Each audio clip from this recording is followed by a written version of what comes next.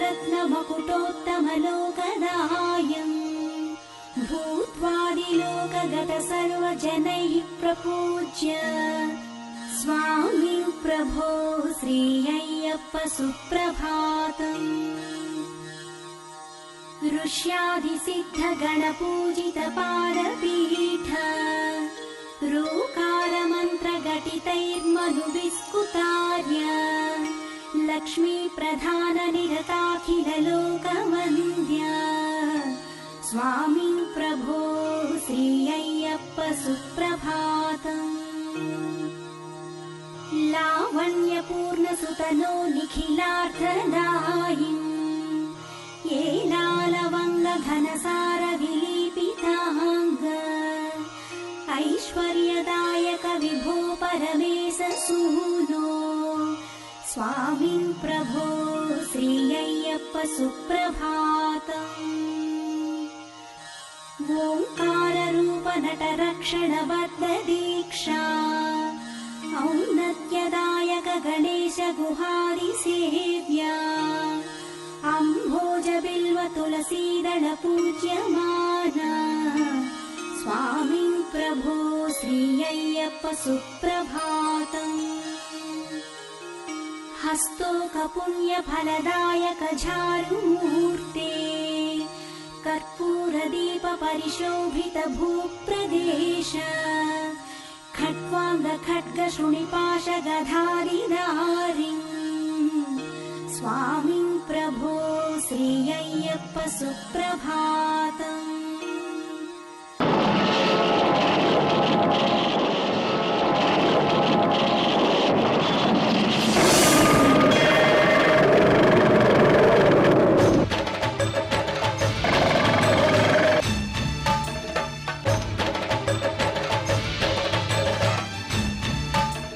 భగవానుడు స్పష్టంగా అనేక అవతారాల్లో ప్రతిపాదన చేశాడు.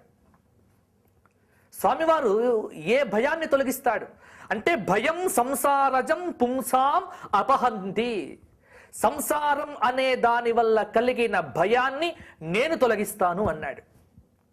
కాబట్టి సంసారం వల్ల కలిగినటువంటి భయాన్ని తొలగించేటువంటి పరతత్వాన్ని పట్టుకొని మనము చూసి భయపడుతూ ఉంటే ఇక ఎప్పటికీ ముక్తి అనేది లేదు.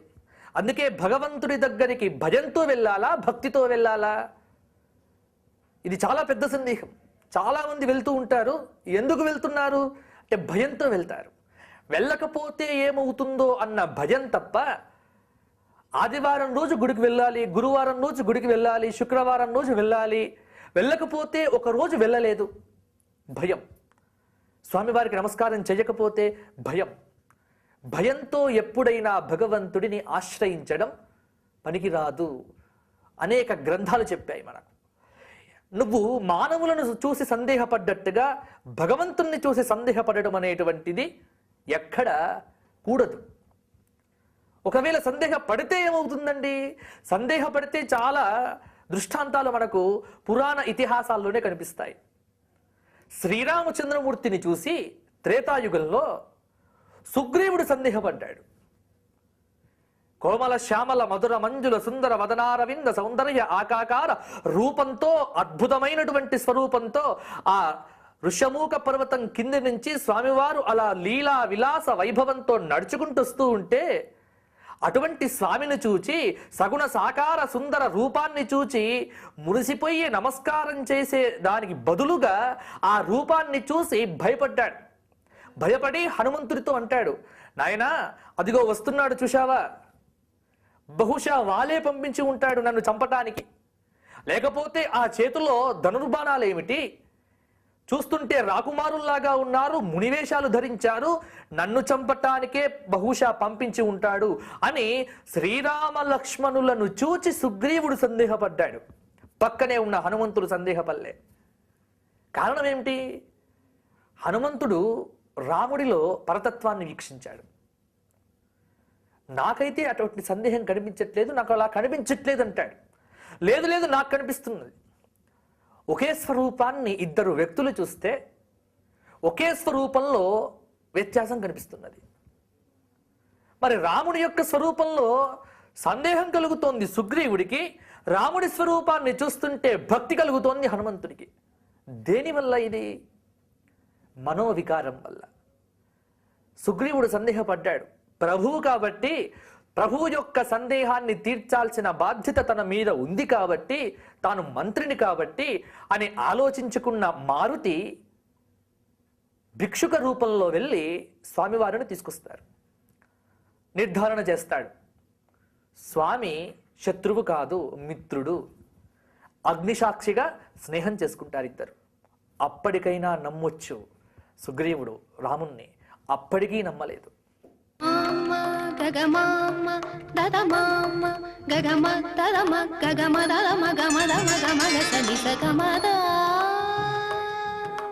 భావయామి గోపాల బాలం మనసేవితం తత్పదం చింతయేయం సదా. భావయామి గోపాల బాలం మనసేవితం తత్పదం చింతయేయం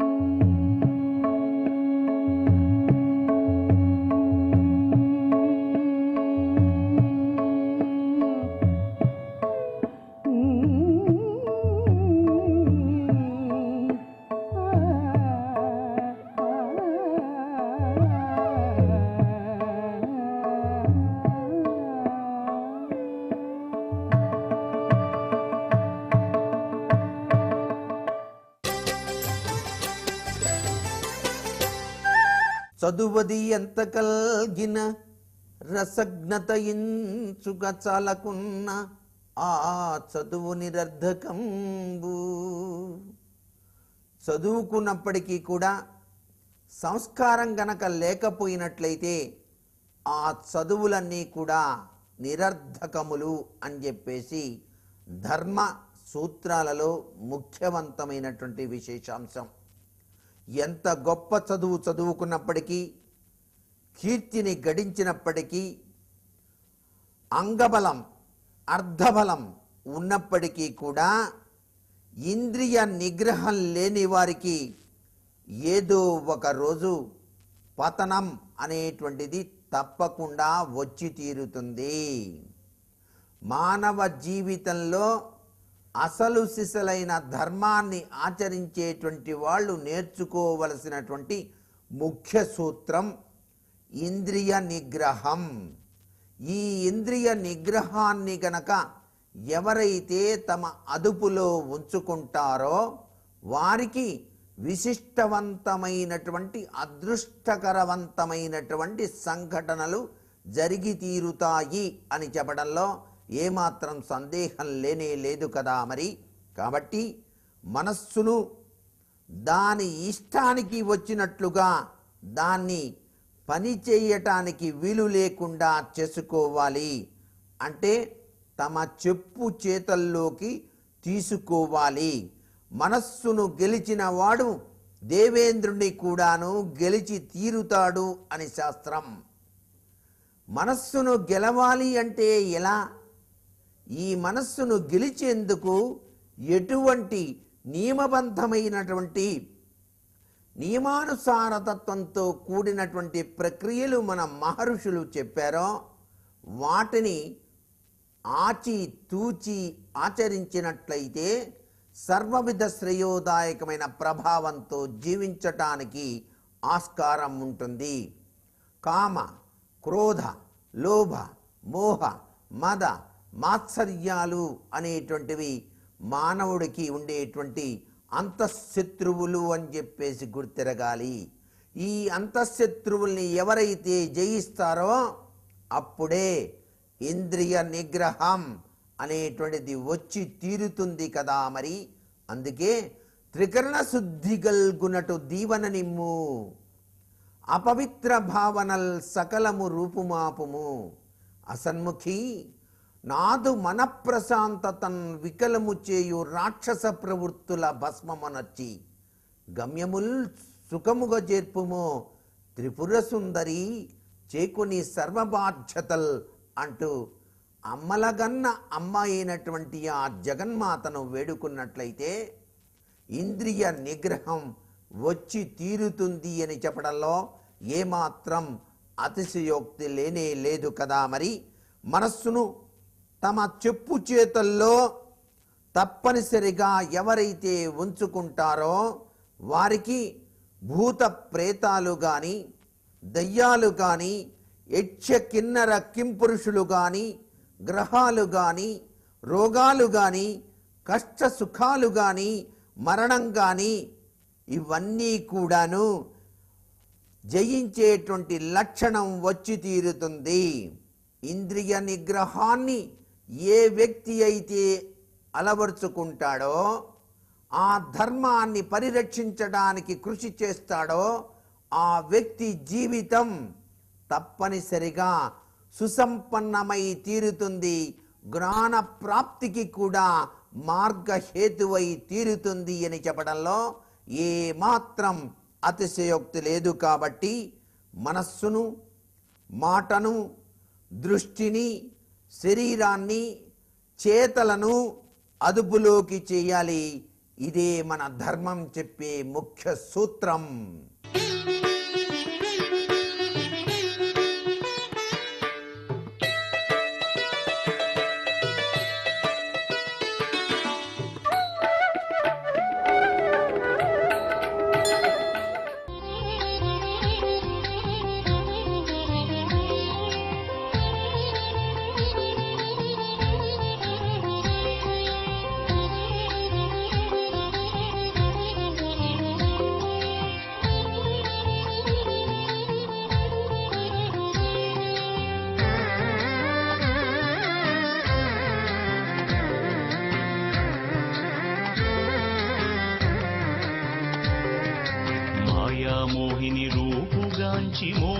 మోహించగ శంకరుడు హరిహర సుతుడై వెలసిన స్వామి అయ్యప్ప స్వామియే మాయామోహిని రూపుగాంచి మోహించగ శంకరుడు హరిహర సుతుడై వెలసిన స్వామి అయ్యప్ప స్వామియే మాడిగపురతమ్మకప్పుడు ఇచ్చిన మాట నిల్పగా కన్నె స్వాములందరం గిరిని చేరుదాం మన కన్నె స్వాములందరం గిరిని చేరుదాం మాయామోహిని రూపుగాంచి మోహించగ శంకరుడు హరిహర సుతుడై వెలసిన స్వామి అయ్యప్ప స్వామియే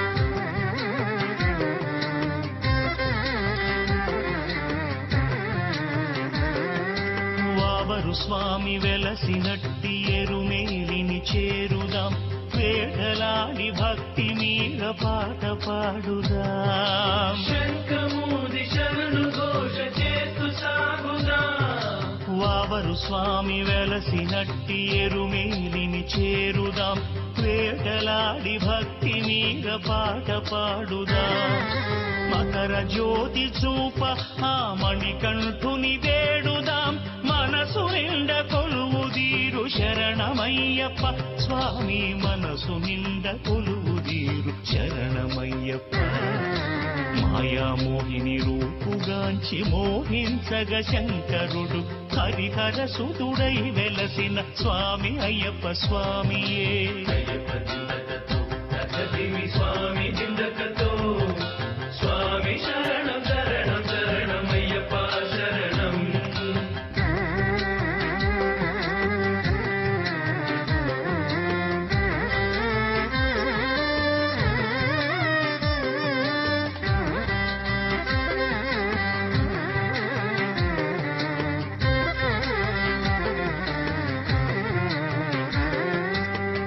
చిమిడున కల్లిడం కుండ్రాన శరములని వేయుదాం అండగా ఉండే స్వామిని చూడగ కొండను చేరుదాం శాంతమూర్తి శబరినాథుని శరణు వేడుదాం అప్ప చిమిడున కల్లిడం కుండ్రాన శరములని వేయుదాం అండగా ఉండే స్వామిని చూడగ కొండను చేరుదాం పరమ పదము చూప ఆ పరమాత్ముని కోరుదాం జీవాత్మకు శాంతి నిమ్ము శరణమయ్యప్ప స్వామి జీవాత్మకు శాంతి నిమ్ము శరణమయ్యప్ప మాయామోహిని రూపుగాంచి మోహించగ శంకరుడు హరిహర సుతుడై వెలసిన స్వామి అయ్యప్ప స్వామియే మాయామోహిని రూపుగాంచి మోహించగ శంకరుడు హరిహర సుతుడై వెలసిన స్వామి అయ్యప్ప స్వామియే మాడిగపురతమ్మకప్పుడు ఇచ్చిన మాట నిల్పగా కన్నె స్వాములందరం గిరిని చేరుదాం మన కన్నె స్వాములందరం గిరిని చేరుదాం మాయామోహిని రూపుగాంచి మోహించగ శంకరుడు హరిహర సుతుడై వెలసిన స్వామి అయ్యప్ప స్వామియే